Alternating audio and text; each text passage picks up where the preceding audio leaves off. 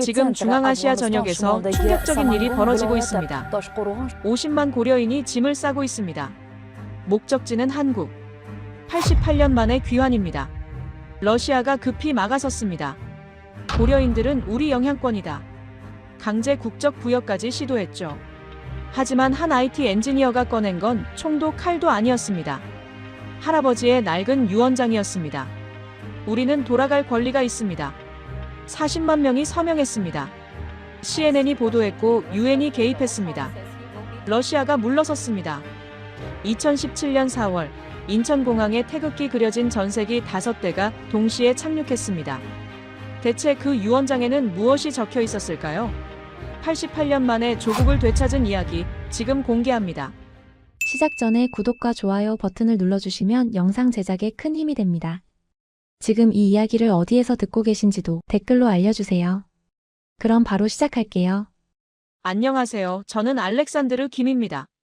올해 35살이고요. 우즈베키스탄 타슈켄트에서 태어나 자랐습니다. 직업은 IT 엔지니어예요. 삼성 스마트폰으로 이 글을 쓰고 있다는 게 아이러니하죠. 제가 한국과 처음 인연을 맺은 건 이 휴대전화 때문이었으니까요. 한국인들은 제 이름을 보면 신기해합니다. 알렉산드르 김. 러시아 이름과 한국 성이 붙어 있으니 당연하죠. 이게 바로 고려인의 정체성입니다. 어디에도 속하지 못하는 사람들이에요. 2014년 겨울 할아버지가 돌아가셨습니다. 92살이셨어요. 장례식을 치르고 유품을 정리하던 중이었습니다. 오래된 나무 상자 하나가 눈에 들어왔죠. 서랍장 깊숙한 곳에 숨겨져 있었어요. 자물쇠가 채워져 있었는데 열쇠는 보이지 않았습니다.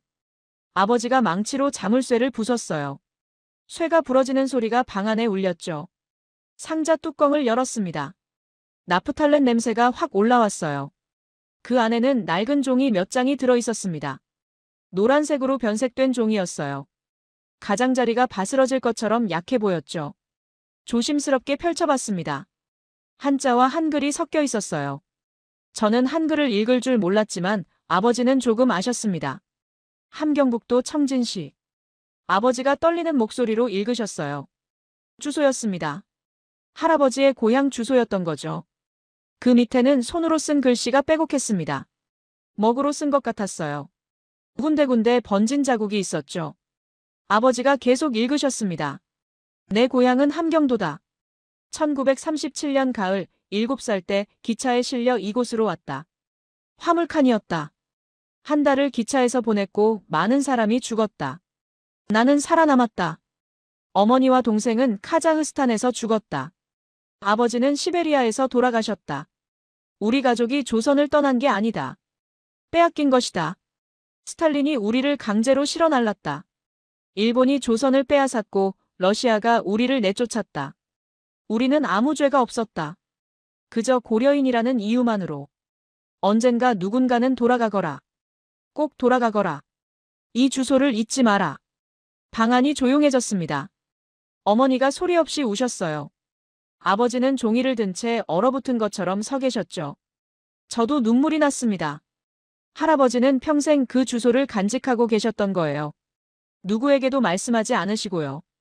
왜 숨기셨을까요? 아버지에게 물어봤습니다. 아버지가 한숨을 쉬셨어요. 소련 시절에는 위험했어. 고향을 그리워한다는 것 자체가 반역이었지. 스파이로 몰릴 수도 있었고. 그래서 할아버지는 평생 입 밖에 내지 않으셨던 거야. 가슴이 답답했습니다. 할아버지는 85년 동안 그 비밀을 혼자 안고 사셨던 겁니다. 함경도가 그립다는 말 한마디 못하시고요. 그날 밤 잠이 오지 않았습니다. 스마트폰으로 함경도를 검색해봤어요. 지도가 나왔습니다. 한반도 북쪽 북한이었죠. 갈 수 없는 곳이었어요. 할아버지는 평생 돌아가지 못한 채 돌아가신 겁니다. 저는 고려인입니다. 우즈베키스탄에서 태어났지만 우즈베키스탄 사람은 아니에요. 한국인도 아니고요. 그냥 고려인이라고 불립니다. 정체성이 애매한 사람들이죠. 어렸을 때부터 그랬습니다. 유치원에서 선생님이 물어봤어요. 너는 어느 나라 사람이니? 저는 고개를 갸우뚱했습니다. 잘 모르겠어요. 엄마 아빠는 우즈베키스탄 사람이에요. 근데 할아버지는 고려 사람이래요. 선생님이 난감한 표정을 지었던 게 기억납니다. 다른 아이들은 명확했어요. 우즈베키스탄 사람, 러시아 사람, 타타르 사람. 저만 애매했죠. 학교 다닐 때 친구들이 놀렸습니다. 야, 너 중국 사람이지? 아니야, 나 고려인이야. 고려인? 그게 뭔데? 몽골 사람? 아니야. 한국 사람이야. 한국? 그게 어디야? 저도 잘 몰랐어요. 할아버지는 조선이라고 하셨고 아버지는 한국이라고 하셨거든요. 대체 제 뿌리가 어디인지 알 수가 없었습니다. 취업할 때도 마찬가지였습니다. 이력서에 이름을 쓰면 면접관들이 이상하게 쳐다봤어요. 김? 러시아 이름이 아닌데? 고려인입니다. 아, 그래요. 우즈베키스탄 국적은 있죠? 네, 있습니다. 대화가 어색하게 끊겼습니다. 그들의 눈빛을 읽을 수 있었어요. 이 사람 믿을 수 있나? 어디 소속인 거지? 서류 심사에서 떨어지는 경우가 많았습니다. 결국 IT 기술을 배웠어요. 이름보다 실력이 중요한 분야였거든요. 프로그래밍은 거짓말을 하지 않았습니다. 코드가 작동하면 인정받았고 작동하지 않으면 수정하면 됐어요. 국적이나 민족은 중요하지 않았죠. 김이든 이바노프든 상관없었습니다. 2010년쯤이었을 겁니다. 회사 동료가 새 휴대전화를 자랑했어요. 야, 이거 봐. 삼성이야. 갤럭시래. 저는 그때 처음 삼성이라는 이름을 제대로 인식했습니다. 삼성? 어느 나라 제품인데? 한국이지. 요즘 대박이래. 애플이랑 맞짱 뜬대. 한국. 그 단어가 가슴에 박혔어요. 할아버지가 그리워하시던 조선, 그게 지금은 한국이라고 불리는 나라였습니다. 그 나라가 이런 제품을 만든다고요? 애플과 경쟁한다고요? 집에 와서 인터넷을 검색했습니다. 삼성전자 세계 스마트폰 시장 점유율 1위. 놀라서 입이 떡 벌어졌어요. 더 검색했습니다. LG전자, 현대자동차, SK하이닉스. 모두 한국 기업이었습니다. 세계 시장에서 인정받는 브랜드들이었죠. 믿기지 않았어요. 할아버지가 떠나온 나라, 일본에게 나라를 빼앗겼던 그 조선이 이렇게 강한 나라가 됐다니요. 2012년에 저도 삼성 스마트폰을 샀습니다. 월급의 절반이었지만 아깝지 않았어요. 같은 민족이 만든 제품이었거든요. 처음 켰을 때의 그 느낌을 잊을 수가 없습니다. 화면이 선명했고 반응 속도가 빨랐어요. 손에 쏙 들어왔죠. 친구들에게 자랑했습니다. 이거 한국 제품이야. 우리 민족이 만든 거라고. 친구들이 웃었어요. 야, 너 우즈베키스탄 사람이잖아. 아니야, 나 고려인이야. 원래는 한국 사람이었어. 그때부터였습니다. 한국에 대해 관심을 갖기 시작한 게요. 유튜브로 한국 영상을 찾아봤어요. 서울의 거리, 부산의 바다, 제주도의 풍경. 모든 게 신기했습니다. 깨끗했어요. 질서정연했고요. 사람들이 세련돼 보였습니다.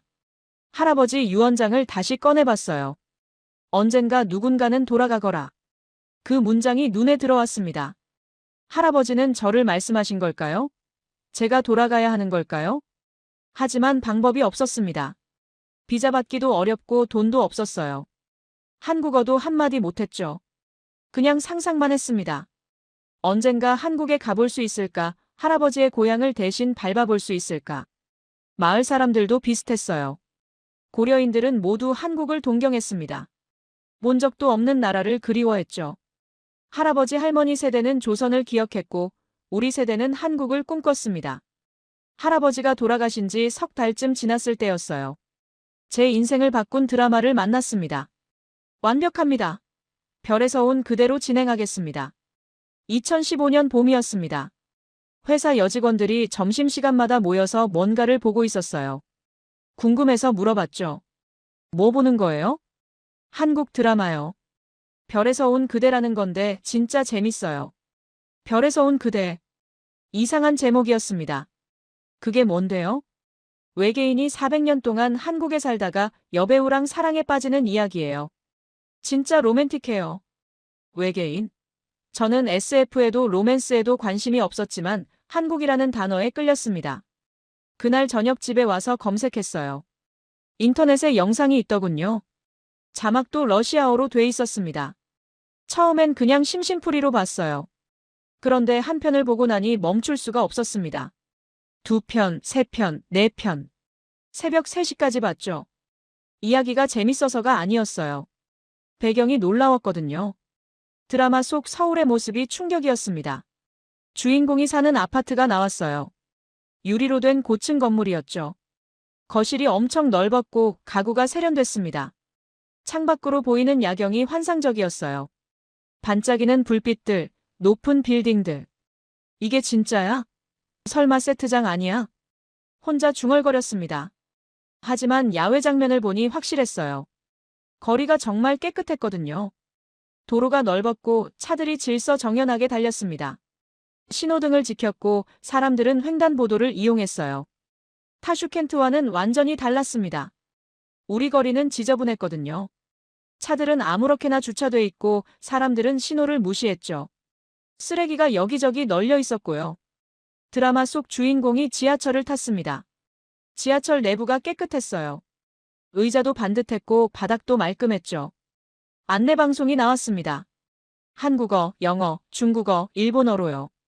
감탄했습니다. 우리 지하철은 낡았거든요. 의자는 찢어져 있었고 창문은 금이 가 있었어요. 냄새도 좋지 않았죠.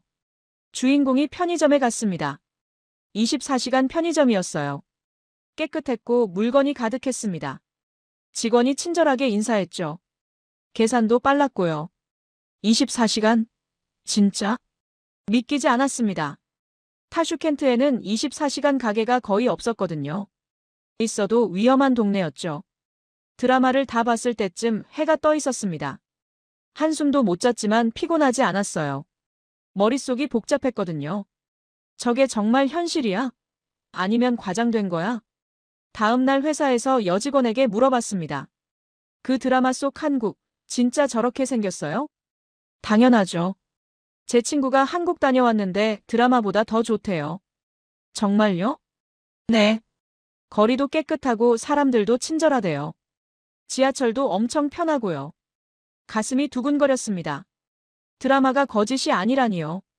그날부터 한국 드라마를 찾아봤어요. 상속자들, 시크릿 가든, 시티헌터. 볼 수 있는 건 다 봤습니다. 드라마마다 한국의 모습이 나왔죠. 학교 장면이 인상적이었습니다.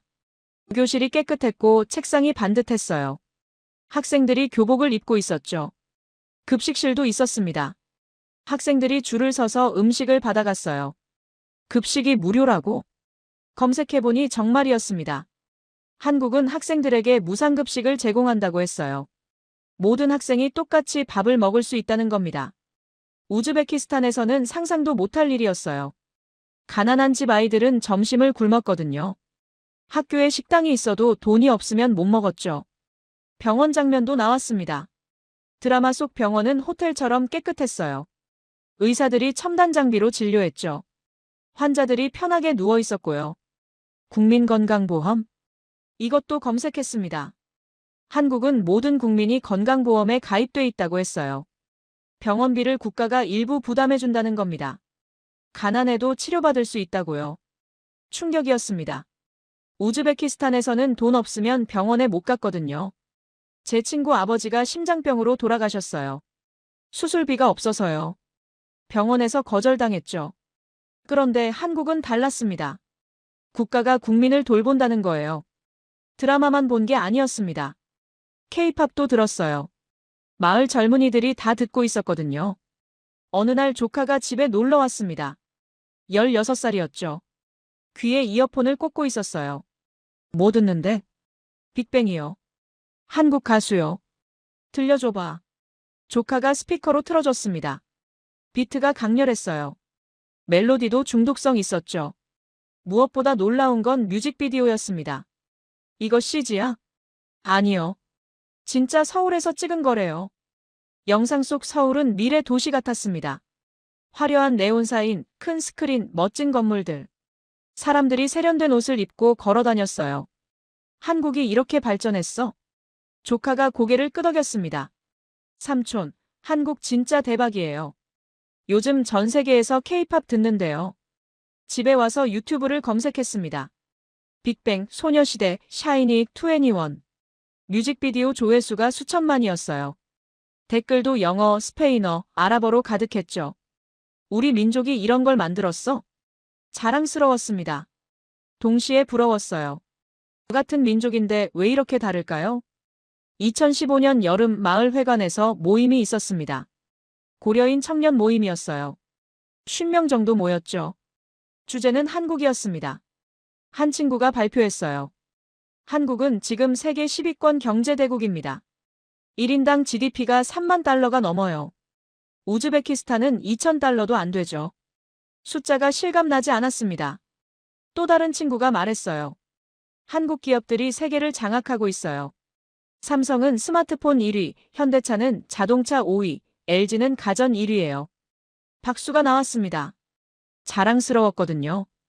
그런데 우리는 왜 여기 있죠? 한 친구가 물었습니다. 조용해졌어요. 모두 같은 생각을 하고 있었죠. 우리도 원래 한국 사람이잖아요. 할아버지들이 조선에서 오신 거잖아요. 맞아. 근데 우리는 여기서 이방인 취급받고 있어. 취업도 어렵고 사업도 어려워. 고려인이라는 이유만으로. 불만이 터져나왔습니다. 모두가 차별을 경험했거든요. 저도 말했습니다. 저는 면접 볼 때마다 느껴요. 제 이름을 보는 순간 분위기가 이상해지는 거요. 김? 하면서요. 다들 고개를 끄덕였습니다.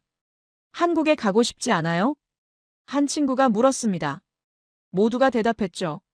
가고 싶지. 당연히. 근데 어떻게? 비자 받기도 어렵고 돈도 없잖아. 언어도 못하고. 현실적인 장벽이 많았습니다.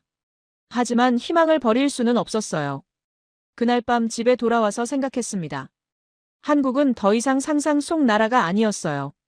드라마와 케이팝으로 본 한국, 삼성과 현대차로 느낀 한국. 그게 실제로 존재하는 나라였습니다. 할아버지가 그리워하시던 조선은 이제 한국이라는 이름으로 세계 10위 경제대국이 됐어요. 전쟁의 폐허에서 일어나 이렇게 강한 나라를 만들었죠. 그런데 우리는 여기 있었습니다. 중앙아시아 어딘가에서 이방인으로 살고 있었어요. 언젠가는 가야 해. 꼭 가야 해. 혼잣말을 했습니다. 그때는 몰랐어요. 그 기회가 곧 찾아올 줄은요. 2015년 가을 마을 게시판에 공고가 붙었습니다. 고려인 문화교류 프로그램이었어요. 한국 정부에서 주관하는 거였죠. 중앙아시아 고려인 청년 50명 모집, 2주간 한국 방문, 항공료와 숙박, 식사 무료 제공. 자격은 만 20세 이상 35세 이하 고려인, 한국어 능력 무관. 심장이 뛰었습니다. 바로 지원서를 작성했어요. 자기소개서에는 할아버지 이야기를 썼습니다. 1937년 강제 이주, 평생 고향을 그리워하시다 돌아가신 할아버지를 대신해 한국을 보고 싶다고요. 일주일 후 선발 통보를 받았습니다. 꿈인가 싶어서 뺨을 꼬집었어요. 아팠습니다. 현실이었죠.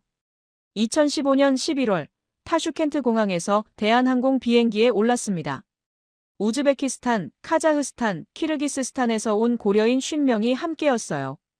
좌석이 깨끗했고 승무원이 한국어로 인사했습니다. 할아버지가 쓰시던 언어였죠. 비행시간 6시간 내내 창밖만 봤습니다.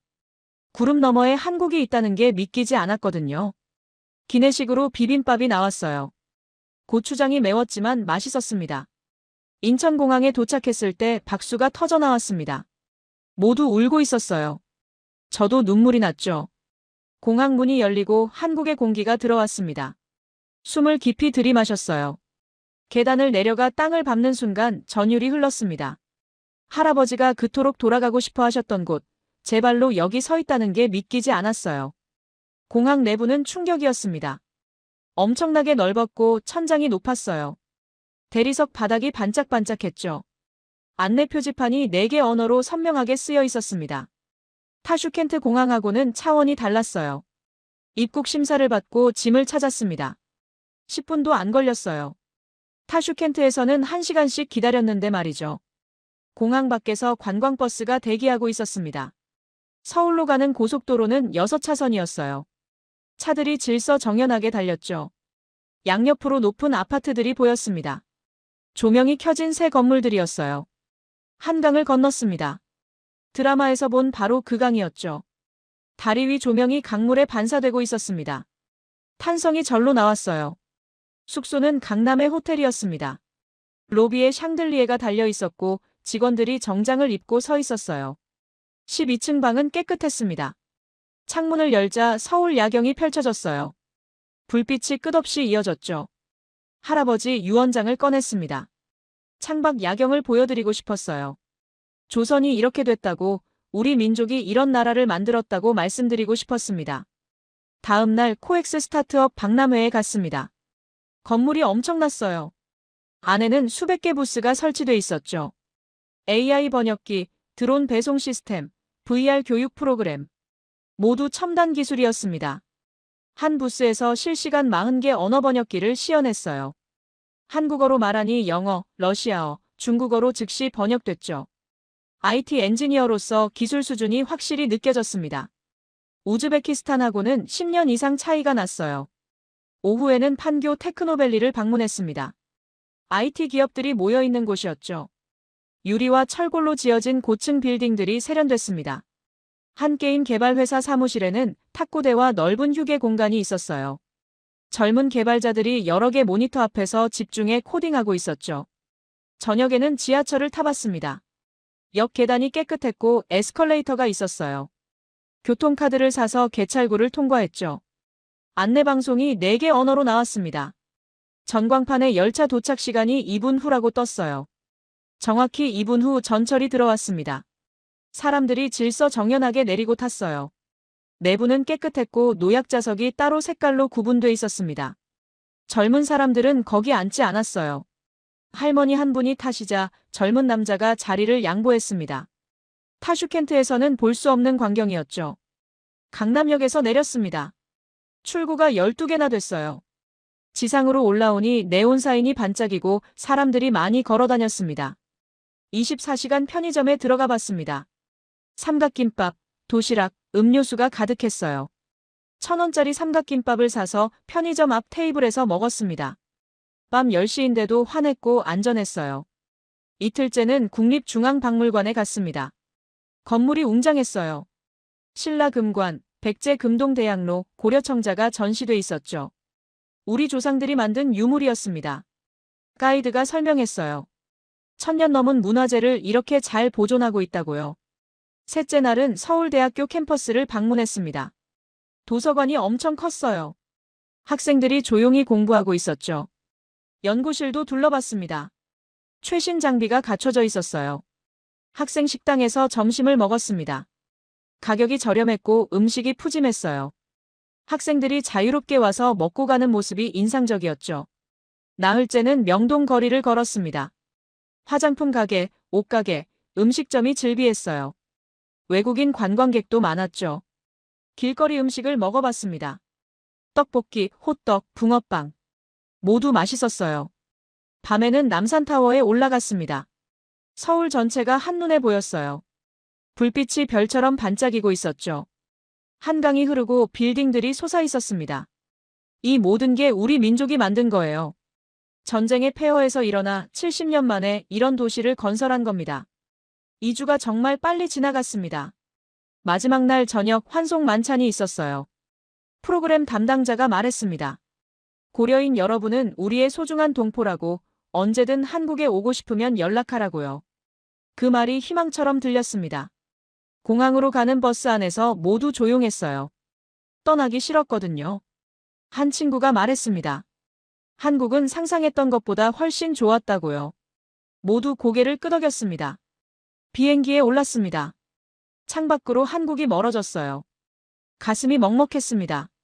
타슈켄트로 돌아왔을 때 모든 게 달라 보였습니다. 공항이 낡아 보였고 거리가 지저분했어요. 이틀 전까지는 당연했는데 한국을 보고 나니 모든 게 다르게 느껴졌죠. 그날 밤 결심했습니다. 나는 한국으로 갈 거야. 어떻게든 방법을 찾아서 한국으로 갈 거야. 저 혼자만의 생각이 아니었습니다. 함께 간 사람들 모두가 같은 생각을 하고 있었거든요. 한국은 드라마 속 과장이 아니었습니다. 실제로 그렇게 사는 나라였어요. 깨끗하고 안전하고 질서정연한 나라. 무엇보다 시스템이 사람을 위해 작동하는 나라였습니다. 여기가 진짜 조국이구나. 확신했습니다. 타슈켄트로 돌아온 지 일주일이 지났습니다. 한국에서 본 것들이 머릿속을 떠나지 않았어요. 깨끗한 거리, 질서정연한 지하철, 24시간 편의점. 모든 게 그리웠습니다. 마을 회관에서 모임이 열렸습니다. 한국 다녀온 사람들이 경험담을 나누는 자리였죠. 100명 정도 모였어요. 먼저 카자흐스탄에서 온 김 씨가 말했습니다. 한국은 정말 대단했다고, 제가 평생 본 것 중 가장 깨끗하고 안전한 나라였다고요. 사람들이 귀를 기울였습니다. 제 차례가 왔습니다. 판교 테크노밸리 이야기를 했어요. 젊은 개발자들이 첨단 환경에서 일하는 모습, 글로벌 게임을 만드는 한국 기업들. 우리 민족이 세계적인 회사를 만들었다는 게 자랑스러웠다고 말했죠. 박수가 나왔습니다. 그런데 한 할머니가 손을 들었어요. 그래서 우리 어떻게 하면 좋겠냐고, 한국에 갈 수 있는 방법이 있냐고 물으셨습니다. 저는 알아본 내용을 설명했습니다. 고려인은 F4 비자를 받을 수 있다고, 재외동포 비자라서 한국에 가서 일할 수 있다고요. 하지만 문제가 있었습니다. 취업이 보장되지 않고 영주권도 쉽지 않았어요. 국적 취득은 더 어려웠죠. 시험도 봐야 하고 소득 증명도 해야 하고 한국어도 할 줄 알아야 했습니다. 실망하는 표정들이 보였어요. 그럼 우리 같은 사람들은 못 가는 거냐고 할머니가 낙담했습니다. 그때 젊은 친구가 말했습니다. 그럼 우리가 요구하면 안 되냐고, 우리는 고려인이라고, 원래 한국 사람이었다고요. 청원을 하자고 했습니다. 서명을 받아서 한국 정부에 보내자고요. 모두들 고개를 끄덕였습니다. 좋은 생각이었어요.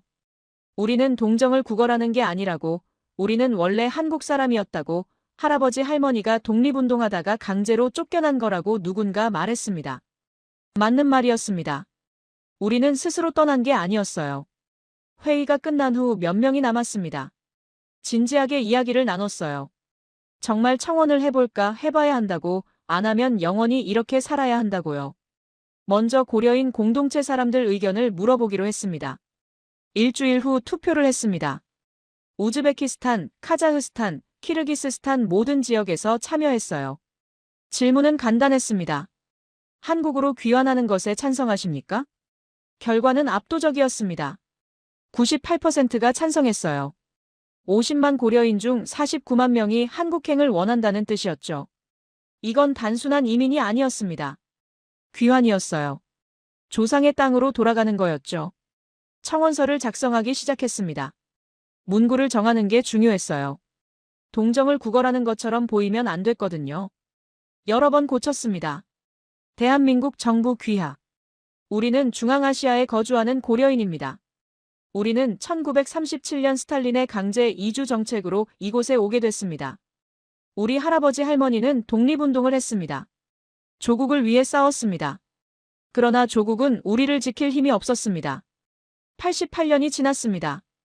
이제 조국은 강해졌습니다. 선진국이 됐습니다. 우리는 그 조국으로 돌아가고 싶습니다. 우리는 복지를 달라고 하지 않습니다. 우리는 일할 것입니다. 세금을 낼 것입니다. 국민의 의무를 다할 것입니다. 우리를 시험하지 말아 주십시오. 우리를 교육해 주십시오. 우리는 배울 준비가 돼 있습니다.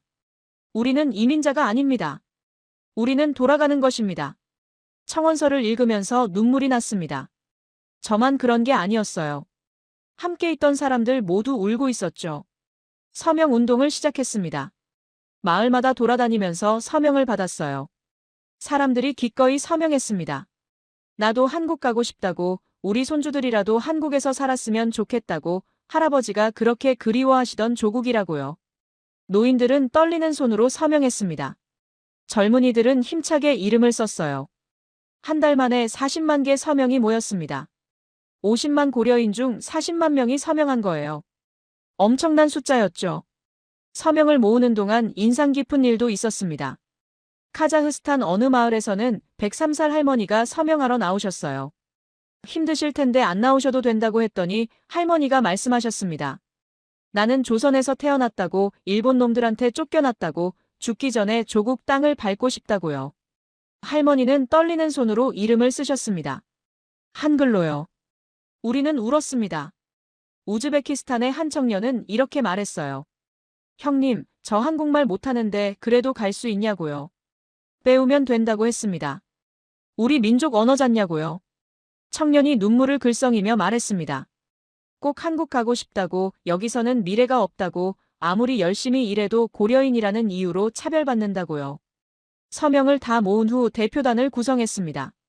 각 지역에서 대표 1명씩 총 15명이었어요. 저도 우즈베키스탄 대표로 선발됐습니다. 2016년 3월, 우리는 서울로 갔습니다. 한국 국회에 청원서를 제출하기 위해서였죠. 국회 앞에 섰을 때의 그 떨림을 잊을 수가 없습니다. 드디어 여기까지 왔구나. 청원서를 제출하는 순간 눈물이 났습니다. 40만 명의 서명이 담긴 문서였어요. 40만 명의 간절함이 담긴 종이었죠. 국회 담당자가 받으면서 말했습니다. 잘 검토하겠다고요. 기자회견도 했습니다. 한국 언론이 많이 왔더군요. 제가 대표로 발언했습니다. 우리는 50만 고려인을 대표해서 왔다고, 우리는 한국으로 돌아가고 싶다고, 이민이 아니라 귀환이라고요. 기자가 질문했습니다. 고려인분들이 한국을 선택한 이유가 뭐냐고요. 경제적 이유가 아니라고 대답했습니다. 우리는 자유와 인권과 법치를 원한다고, 한국은 그것이 실현되는 나라라고요. 구체적으로 말해달라고 했습니다. 한국에서는 병든 사람을 치료해준다고, 가난한 아이도 교육받을 수 있다고, 노인을 공경한다고, 약자를 보호한다고 말했습니다. 그게 선진국 아니냐고요. 기자들이 메모했습니다. 우리는 부담이 되고 싶지 않다고, 우리는 일하겠다고, 한국어도 배우겠다고, 세금도 내겠다고, 국민의 의무를 다하겠다고 말했습니다. 만약 한국 정부가 거절하면 어떻게 하겠냐는 질문도 나왔습니다. 계속 요청할 거라고 대답했어요. 우리는 포기하지 않는다고, 우리에게는 돌아갈 권리가 있다고요. 기자회견이 끝난 후 한국 사람들이 다가왔습니다. 응원한다고, 꼭 이루어지길 바란다고, 같은 민족인데 당연히 받아줘야 한다고 말해줬어요. 따뜻한 말들이었습니다. 숙소로 돌아오는 길에 동료가 물었습니다. 형님 될까요? 모르겠다고 했어요. 근데 우리는 최선을 다했다고요. 그날 밤 잠이 안 왔습니다. 창밖으로 서울 야경이 보였어요. 반짝이는 불빛들. 저 속에서 49만 명이 살 수 있을까? 아내에게 전화했습니다.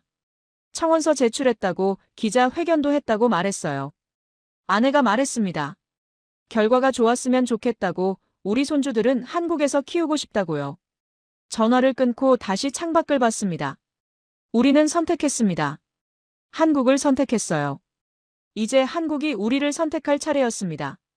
청원서를 제출하고 일주일이 지났습니다. 한국 언론이 우리 이야기를 많이 다뤘어요. 텔레비전 뉴스에도 나오고 신문에도 실렸죠.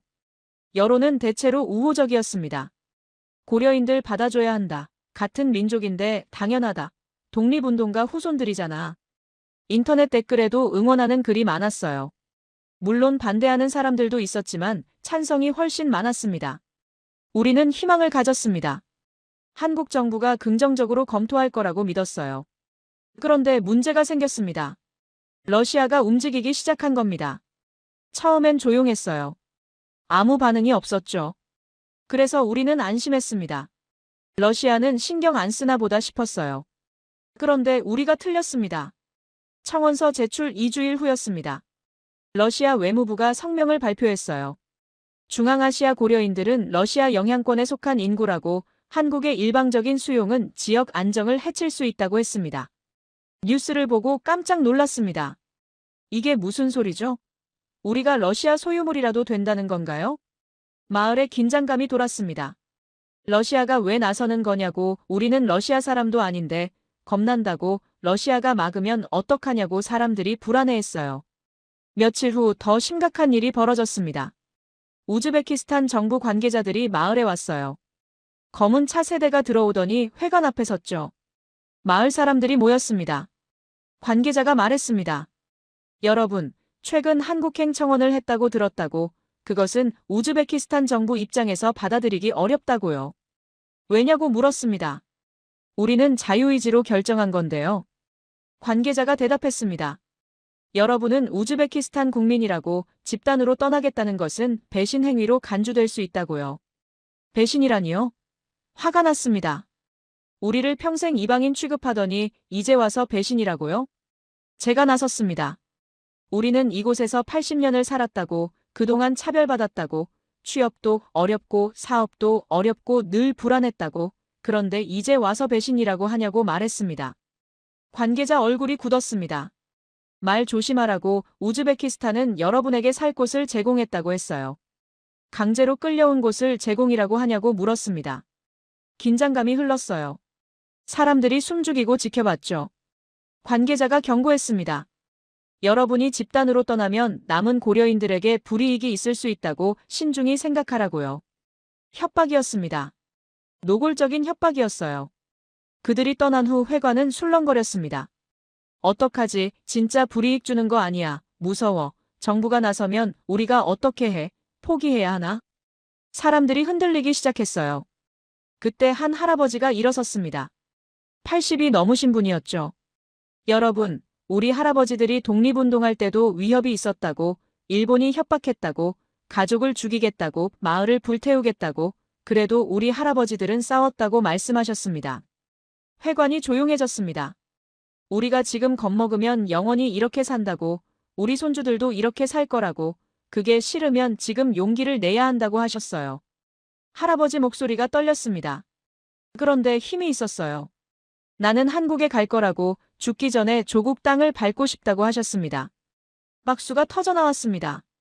사람들이 일어섰어요. 맞아. 우리 포기하지 말자. 할아버지 말씀이 맞아. 끝까지 가자. 분위기가 반전됐습니다.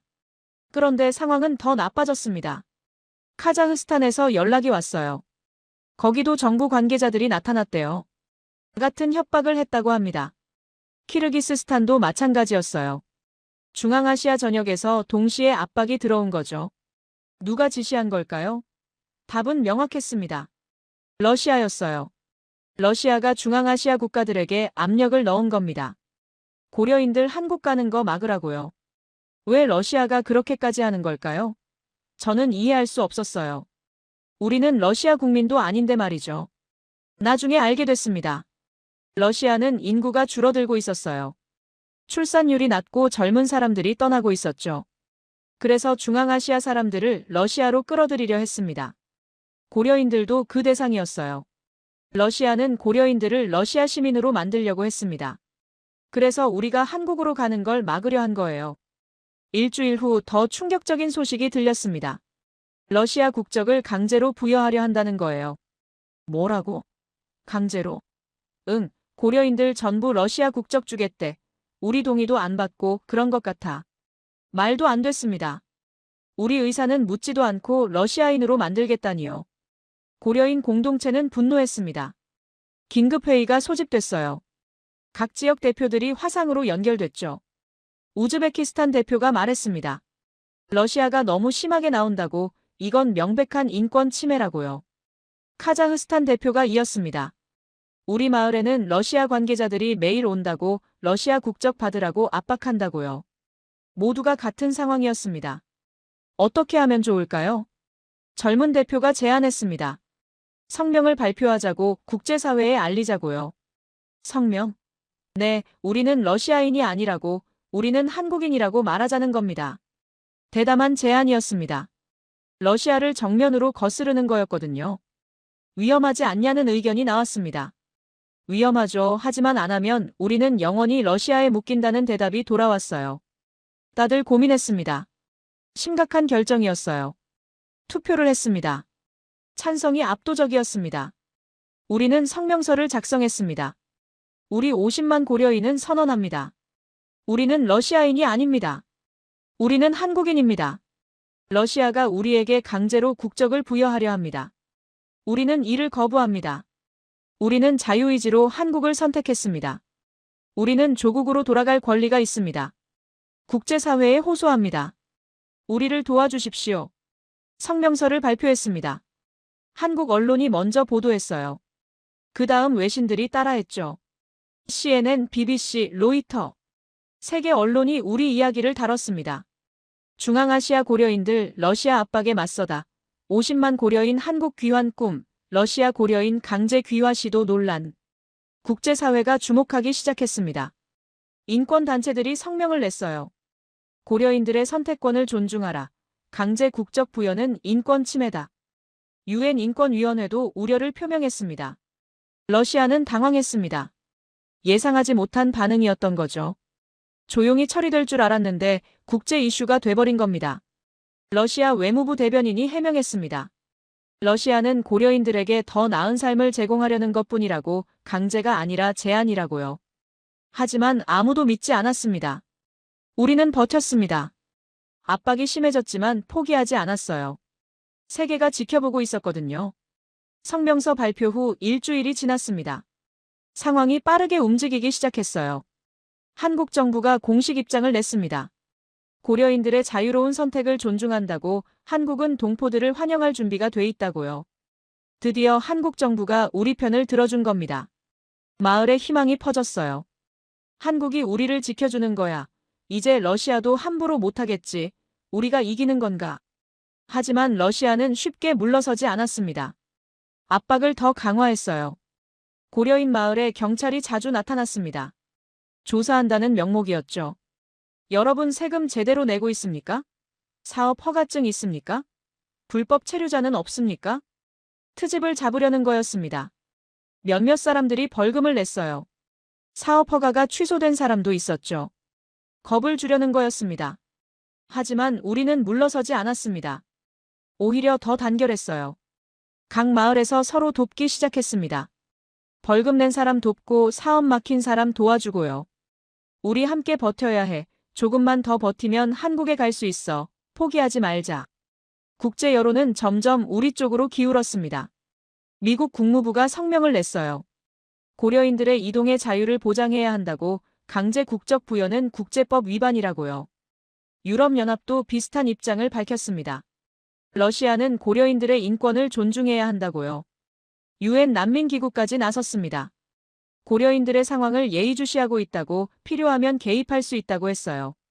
러시아는 점점 곤란해졌습니다. 국제 여론이 좋지 않았거든요.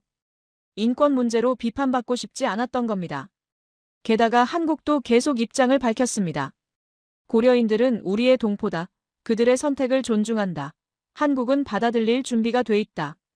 2016년 5월 전환점이 찾아왔습니다. 러시아 외무부가 새로운 성명을 발표했어요. 러시아는 고려인들의 자유로운 선택을 방해하지 않을 것이라고, 다만 질서 있는 이동을 희망한다고요. 사실상 항복 선언이었습니다. 마을 회관에서 축하 모임이 열렸어요. 해냈어. 우리가 해낸 거야. 러시아를 이긴 거야. 이제 한국에 갈 수 있어. 사람들이 울고 웃었습니다. 기쁨의 눈물이었어요. 할아버지 한 분이 말씀하셨습니다. 우리 할아버지들이 독립운동으로 못 이룬 걸 우리가 이뤘구나. 맞아요. 우리는 해냈습니다. 강대국 러시아를 상대로 이긴 겁니다. 무력이 아니라 정당성으로 말이죠. 저는 하늘을 올려다봤습니다. 할아버지 보고 계시죠? 우리 드디어 조국으로 돌아갑니다. 그런데 승리의 기쁨도 잠시 현실적인 문제가 남아 있었습니다. 어떻게 50만 명이 한국으로 갈 것인가? 한국 정부와 협의가 시작됐습니다. 대표단이 다시 서울로 갔어요. 이번에는 구체적인 계획을 논의하기 위해서였죠. 한국 정부 담당자가 설명했습니다. 단계적으로 받아들이겠다고, 일시에 50만 명이 오면 혼란이 있을 수 있으니 매년 5만 명씩 10년에 걸쳐 받아들이겠다고요. 우리는 동의했습니다. 합리적인 계획이었거든요. 이주 비용은 정부가 지원한다고 했습니다. 한국어 교육도 무료로 제공하고, 취업 지원과 주거 지원도 함께 제공하겠다고요. 국적 취득 절차도 간소화한다고 했습니다. 기존에는 시험도 보고 소득도 증명해야 했는데, 고려인에 한해서는 한국어 기초 교육만 이수하면 국적을 줄 수 있다고요. 믿을 수가 없었습니다. 우리가 요구한 것보다 훨씬 더 많은 걸 제공하겠다는 거였죠. 담당자가 말했습니다. 여러분은 동포입니다. 집으로 돌아오는 겁니다. 한국은 여러분을 기다리고 있었습니다. 그 말에 눈물이 났습니다. 협의를 마치고 타슈켄트로 돌아왔습니다. 마을 사람들에게 소식을 전했어요. 한국 정부가 받아주기로 했다고, 이주 비용도 지원하고 한국어 교육도 해준다고, 국적 취득도 쉽게 해준다고요. 사람들이 환호했습니다. 드디어다. 진짜 한국에 가는 거야. 꿈만 같아. 하지만 동시에 두려움도 있었습니다. 한국 가서 잘 적응할 수 있을까? 언어도 서툰데 괜찮을까? 한 할머니가 말씀하셨습니다. 여기 남을까봐 나이도 많고 한국말도 못하는데 집만 될 것 같아서 가슴이 아팠습니다. 제가 말씀드렸어요. 할머니, 한국은 노인을 공경하는 나라예요. 제가 직접 봤어요. 지하철에서도 자리 양보하고 병원에서도 잘 돌봐드려요. 그리고 할머니는 독립운동가 따님이시잖아요. 한국은 그런 분들을 존경합니다. 꼭 함께 가셔야 해요. 할머니가 고개를 끄덕이셨습니다. 눈물을 훔치시면서요. 출발 준비가 시작됐습니다. 첫 번째 그룹은 2017년 봄에 떠나기로 했어요. 5천 명이었습니다. 지원자가 몰렸습니다. 모두 첫 번째 그룹에 들어가고 싶어 했거든요. 추첨을 해야 했어요. 저는 운이 좋았습니다. 첫 번째 그룹에 선발됐어요. 부모님과 아내, 아이들 모두 함께였죠. 집을 정리하기 시작했습니다. 80년 넘게 살았던 삶을 정리하는 거였어요. 버릴 게 많았습니다. 가져갈 수 없는 것들이 너무 많았거든요. 할아버지 사진, 오래된 편지, 녹슨 메달. 그런 것들만 챙겼습니다. 역사를 담은 물건들이었어요. 아내가 짐을 싸다가 울었습니다. 여기서 평생 살았는데 떠나려니 슬프다고요. 저도 그랬습니다. 근데 이게 맞는 거라고, 우리는 원래 여기 사람이 아니었잖냐고 말했어요. 맞아. 우리는 돌아가는 거지. 마을 사람들이 모여서 작별 인사를 나눴습니다. 우즈베키스탄 사람들도 왔어요. 같이 살았던 이웃들이었죠. 잘 가요. 한국 가서 잘 살아요. 고마웠어요. 그동안 같이 살아줘서. 연락해요. 잊지 말고요. 서로 껴안고 울었습니다. 미운 정, 고운 정이 다 들었거든요. 드디어 출발 날이 다가왔습니다. 2017년 4월 15일. 역사적인 날이었어요. 2017년 4월 15일 아침, 타슈켄트 공항은 인파로 가득했습니다. 첫 번째 귀환 그룹 5천 명과 배웅 나온 가족들이었어요. 공항 주차장까지 사람들이 넘쳐났죠. 공항 앞마당에 태극기가 펄럭이고 있었습니다. 한국 정부에서 보낸 전세기 5대가 활주로에 대기 중이었어요. 기체에 태극기가 그려져 있었죠. 대한항공 로고도 선명했습니다. 저는 캐리어를 끌고 가족들과 함께 걸었습니다. 아내가 막내딸 손을 잡고 있었고 아들은 제 옆에서 긴장한 얼굴로 걸었어요. 11살, 9살 남매였죠. 체크인 카운터 앞에 줄이 길게 늘어서 있었습니다. 모두 설레는 표정이었어요. 어떤 사람은 울고 있었고 어떤 사람은 웃고 있었습니다. 짐을 싸온 캐리어들이 줄지어 있었죠. 앞에 선 할머니가 큰 보따리를 들고 계셨습니다. 무게가 상당해 보였어요. 직원이 말했습니다. 할머니, 이거 무게 초과인데요. 뭐가 이렇게 무거워요? 할머니가 대답하셨습니다. 할아버지 사진이랑 옛날 물건들이에요. 다 가져가야 해요. 직원이 난처한 표정을 지었습니다. 그런데 옆에 있던 한국 직원이 말했습니다. 괜찮습니다. 오늘만은 무게 제한 없습니다. 다 가져가세요.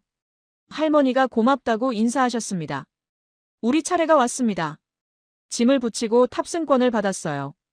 인천행이라고 적혀 있었습니다. 손이 떨렸어요. 출국장으로 들어가기 전 마지막으로 타슈켄트를 돌아봤습니다. 할아버지부터 88년간 우리 가족이 살았던 땅이었어요. 이곳에서 할아버지가 돌아가셨고 아버지가 자라셨고 제가 태어났습니다. 부모님이 배웅 나오셨습니다. 두 분은 다음 그룹으로 오시기로 했어요.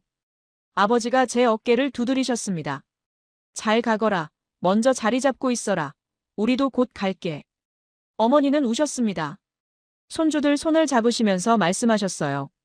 얘들아, 한국 가서 공부 열심히 해라. 할머니도 곧 갈게. 아이들이 울먹이며 대답했습니다. 네, 할머니, 빨리 오세요. 포옹을 나눴습니다. 헤어지기 싫었지만 가야 했어요. 게이트로 걸어갔습니다. 복도가 길었어요. 사람들이 천천히 걸으면서 서로 이야기를 나눴습니다. 모두 같은 방향으로 가고 있었죠. 조국으로요. 한 할아버지가 목발을 짚고 계셨습니다. 옆에서 아들이 부축하고 있었어요. 힘들어 보이셨죠? 누군가 물었습니다. 할아버지, 괜찮으세요? 왜 무리하세요? 할아버지가 대답하셨습니다. 죽기 전에 조국 땅을 밟아야 해. 이게 마지막 기회야. 아들이 걱정스러운 얼굴로 할아버지를 부축했습니다. 탑승구에 도착했습니다. 승무원들이 웃으면서 맞이했어요. 환영합니다. 탑승해주세요. 비행기 안으로 들어갔습니다. 복도가 넓었고 좌석이 깨끗했어요. 짐을 선반에 올리고 앉았습니다. 창가 자리였습니다. 창밖으로 타슈켄트 공항이 보였죠. 활주로가 보였고 터미널 건물이 보였습니다. 80년을 산 도시였어요. 다른 비행기들도 탑승을 시작했습니다. 5대 모두 고려인들로 가득 차고 있었어요. 승무원이 한국어로 인사했습니다. 탑승해 주셔서 감사합니다. 곧 출발하겠습니다. 안전벨트를 착용해 주세요. 기장 안내 방송이 나왔습니다.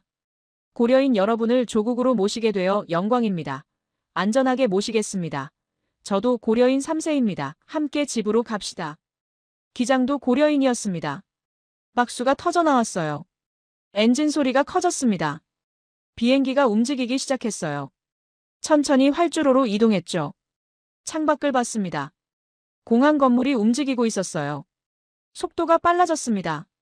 그리고 떴습니다. 바퀴가 땅에서 떨어지는 순간 사람들이 환호했습니다. 출발이었어요. 땅이 멀어졌습니다. 살았던 마을이 작아졌고 산이 작아졌고 모든 게 작아졌어요. 타슈켄트 도시 전체가 한눈에 들어왔습니다. 그리고 구름 속으로 들어갔죠. 옆자리 할머니가 창밖을 보며 중얼거렸습니다.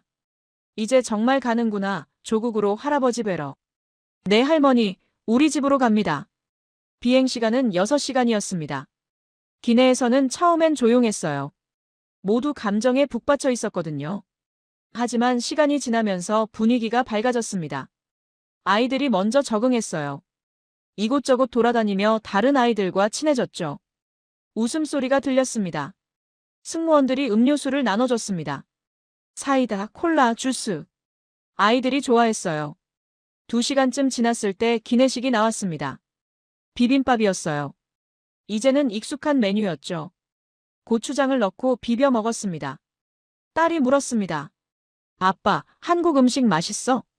응, 맛있어. 앞으로 매일 먹게 될 거야. 아들도 물었습니다. 아빠, 한국 학교는 어때요? 좋아, 깨끗하고 선생님들도 친절하고 급식도 맛있어. 정말요? 친구들 사귈 수 있을까요? 당연하지, 금방 사귈 거야. 아내가 제 손을 잡았습니다. 여보, 떨려요. 나도요. 근데 우리 잘할 수 있어요. 시간이 흘렀습니다. 4시간, 5시간. 사람들은 잠을 자거나 책을 읽거나 이야기를 나눴어요. 저는 창밖을 봤습니다. 구름만 보였어요.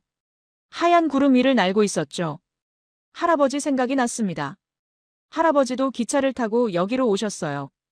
한 달이 걸렸다고 하셨죠. 화물칸에 실려서요. 저는 비행기를 타고 6시간 만에 갑니다. 편하게요. 할아버지, 보고 계시죠? 손자가 대신 갑니다. 승무원이 다가왔습니다. 곧 인천공항에 도착합니다. 안전벨트 착용해 주세요. 창문 가리개도 올려주세요. 심장이 빨리 뛰었습니다. 드디어였어요. 창밖을 보니 구름이 걷히고 있었습니다. 땅이 보이기 시작했어요. 바다가 보였고 섬이 보였습니다. 저기가 한국이야. 사람들이 창밖으로 몰려들었습니다. 와, 정말 깨끗하다. 빌딩 좀 봐. 엄청 많아. 바다도 있네. 우리가 저기서 살게 되는 거야. 고층 빌딩들이 보였습니다. 도로가 보였고 다리가 보였어요. 인천공항이 가까워졌습니다. 비행기가 고도를 낮췄습니다. 건물들이 점점 커졌어요. 활주로가 보였습니다. 비행기가 착륙했습니다.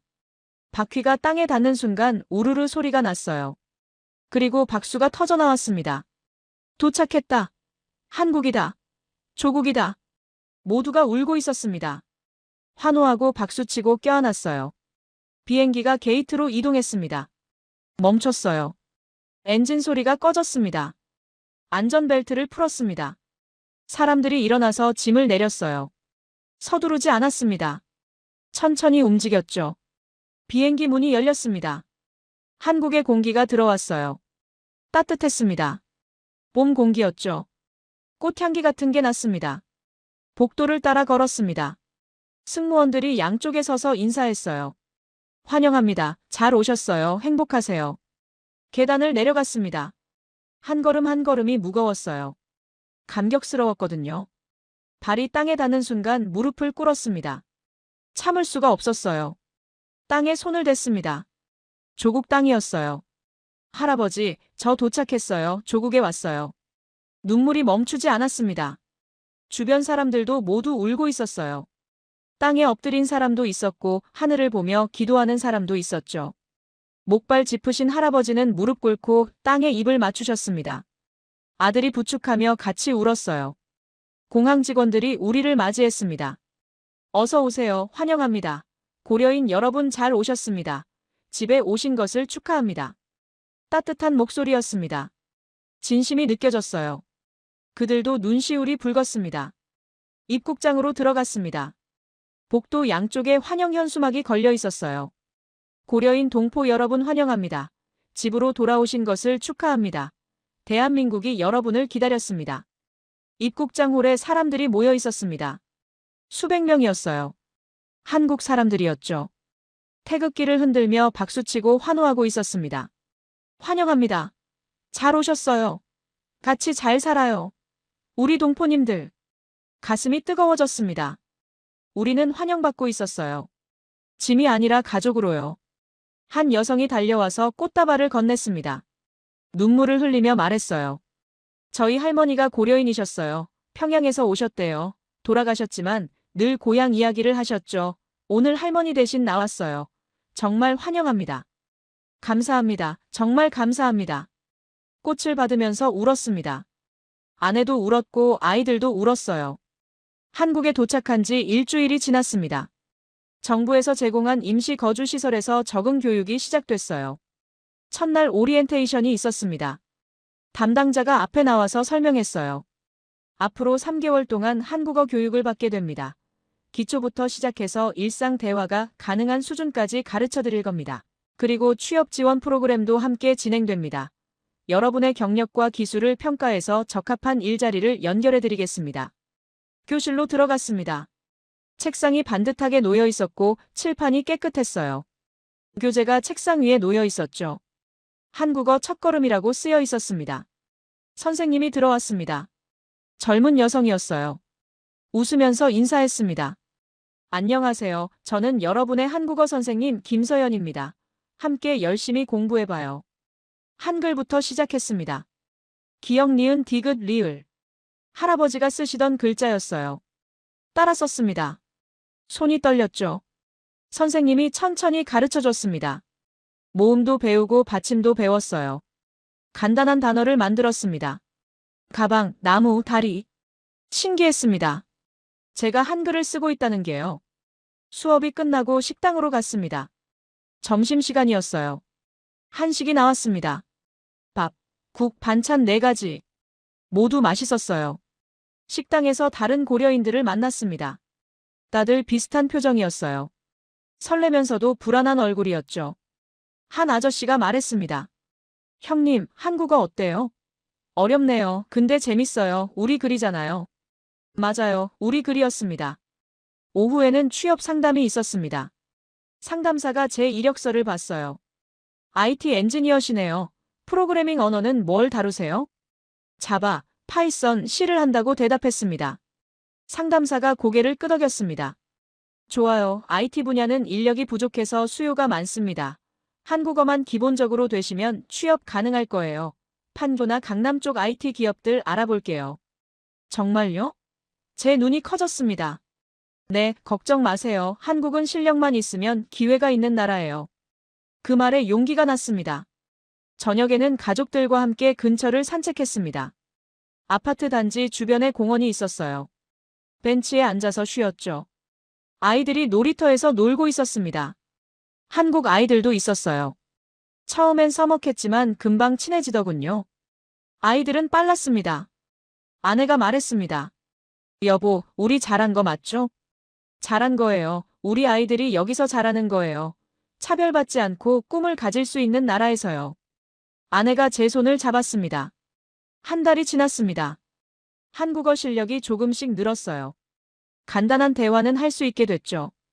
안녕하세요. 감사합니다. 죄송합니다. 괜찮습니다. 마트에 가서 물건을 샀습니다. 직원에게 한국어로 물어봤어요. 이거 얼마예요? 직원이 웃으면서 대답했습니다. 5,000원이에요. 계산대에서 돈을 냈습니다. 한국 돈이 아직 낯설었지만 익숙해지고 있었어요. 집으로 돌아오는 길에 지하철을 탔습니다. 이제는 혼자서도 탈 수 있게 됐어요. 노선도를 보고 환승도 할 줄 알았죠. 지하철 안에서 한국 사람들을 봤습니다. 다들 바빴어요. 스마트폰을 보거나 책을 읽거나 졸고 있었죠. 평범한 일상이었습니다. 나도 곧 저렇게 살겠지. 출근하고 퇴근하고 가족과 저녁 먹고 한국 사람처럼요. 2달째 취업 준비를 시작했습니다. 이력서를 한국어로 다시 썼어요. 자기소개서도 작성했죠. 상담사가 몇 개 회사를 추천해줬습니다. 판교에 있는 중소 IT 기업이었어요. 면접 기회를 잡았습니다.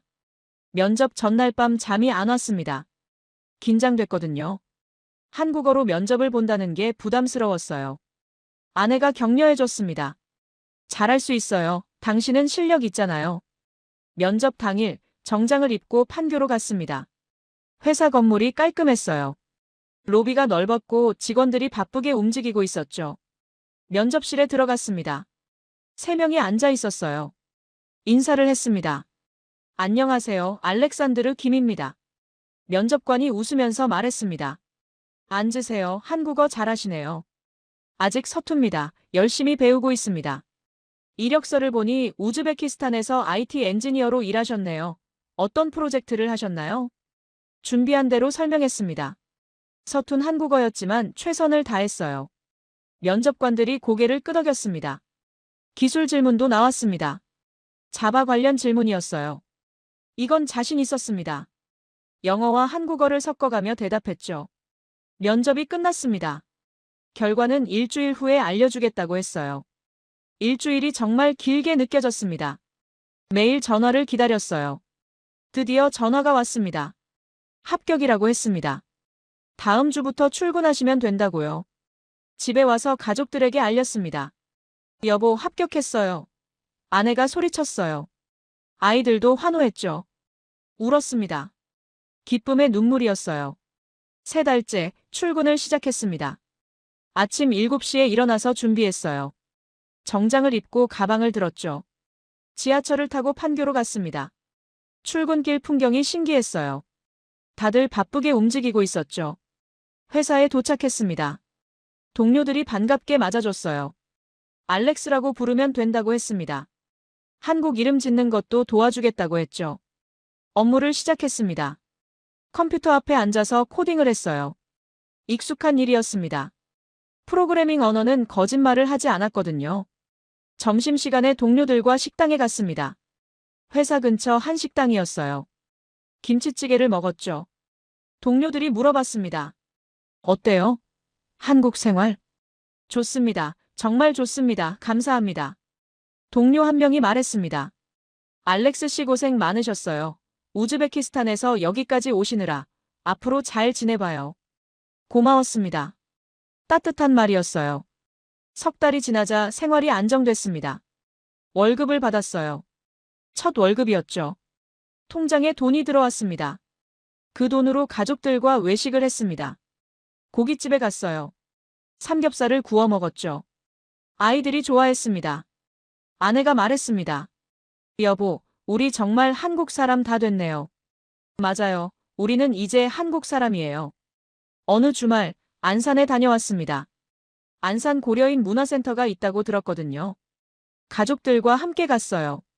문화센터는 생각보다 컸습니다. 고려인들의 역사가 전시돼 있었어요. 1937년 강제 이주 사진, 독립운동가들 사진, 중앙아시아에서의 삶을 담은 사진. 할아버지와 비슷한 분들의 사진이 있었습니다. 눈물이 났어요. 센터 직원이 설명해줬습니다. 이분들이 여러분의 할아버지 할머니 세대입니다. 나라를 위해 싸우셨고 강제로 쫓겨나셨죠. 하지만 포기하지 않으셨어요. 고려인으로서의 정체성을 지키셨습니다. 감사합니다. 이렇게 기억해 주셔서요. 안산에서 안중근 의사 기념관도 들렀습니다. 안중근 의사는 독립운동가였어요. 일본 총리를 저격하신 분이었죠. 기념관 앞에서 헌화를 했습니다. 할아버지 유언장을 품에서 꺼냈어요. 조용히 읽었습니다. 할아버지, 저희는 돌아왔습니다. 비록 북녘 땅 함경도는 갈 수 없지만 같은 하늘 아래 한반도에 돌아왔습니다. 할아버지가 그리워하시던 조국 여기 있습니다. 강해졌습니다. 선진국이 됐습니다. 우리 민족이 대단합니다. 눈물이 흘렀습니다. 통일의 그날이 오면 함경도에 갈 겁니다. 할아버지 고향에 가서 이 유언장을 땅에 묻을 겁니다. 그때까지 저희는 여기서 열심히 살겠습니다. 대한민국 국민으로서 자랑스럽게 살겠습니다. 아내와 아이들도 함께 절을 했습니다. 그날 밤 집으로 돌아왔습니다. 창문을 열고 서울 야경을 봤어요. 반짝이는 불빛들, 끝없이 이어진 거리들. 이제 우리는 한국인입니다. 88년 만에 돌아온 우리 민족, 50만 명의 귀환. 이것이 우리의 이야기입니다. 대한민국의 새로운 역사입니다. 할아버지, 안녕히 주무세요. 저희는 조국에서 잘 살고 있습니다. 여러분, 오늘의 이야기는 여기까지입니다. 88년 만에 조국으로 돌아온 50만 고려인. 그들은 러시아의 압박 속에서도 포기하지 않았고 세계가 그들의 편이 되었습니다. 강제 이주의 아픔을 딛고 당당히 대한민국 국민이 된 그들의 용기가 우리에게 큰 울림을 줍니다. 구독과 좋아요로 응원해주시면 더 감동적인 이야기로 찾아뵙겠습니다. 오늘도 여러분 모두 따뜻하고 건강한 하루 보내시길 바랍니다. 긴 영상 끝까지 시청해주셔서 감사합니다.